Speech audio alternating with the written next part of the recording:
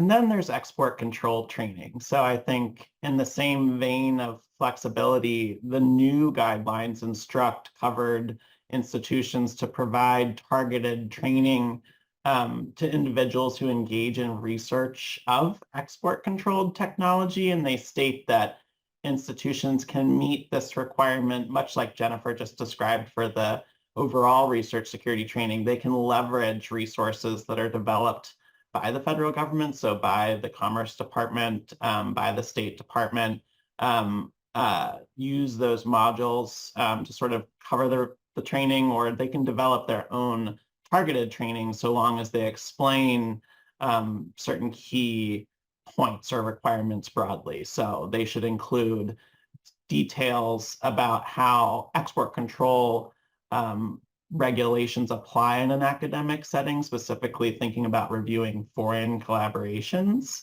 But they're not as prescriptive as the initial 2023 draft guidance, which I actually somewhat liked some of the nuances of. That guidance talked specifically about the EAR and the ITAR, and they said specifically that training should circle around what are the explicit limitations of the fundamental research exemption.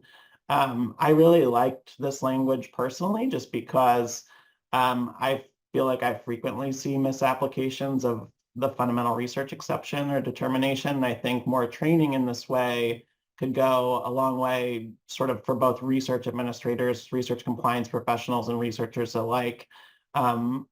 In other words, just because you've got a fundamental research project doesn't necessarily mean that the inputs and the outputs of it aren't subject to controls or raise the risk of a deemed export. And I think that's the key piece beyond understanding what are export controls, how they really apply in the context of a research organization.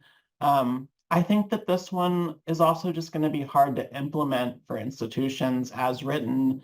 I think it's tough to immediately understand who might be subject to this training unless you really meticulously kind of categorize projects and covered individuals who would need to take it. I think, again, we'll see how agencies implement this one.